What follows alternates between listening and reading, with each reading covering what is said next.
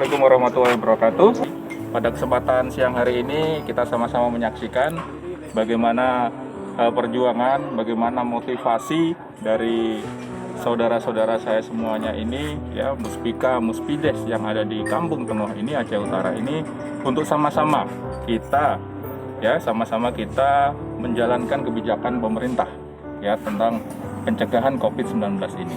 Salah satunya adalah dengan program Kampung Tangguh yang sudah disiapkan oleh Pak Camat dari Kecamatan Nisyam, ya, di Aceh Utara ini.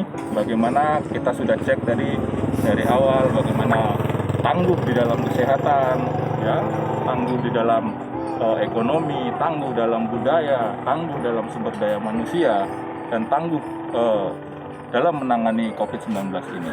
Saya ucapkan banyak terima kasih. Terus lakukan upaya-upaya yang positif ini untuk, ya, masyarakat kita semuanya. Ya, sudah saya cek, ini luar biasa.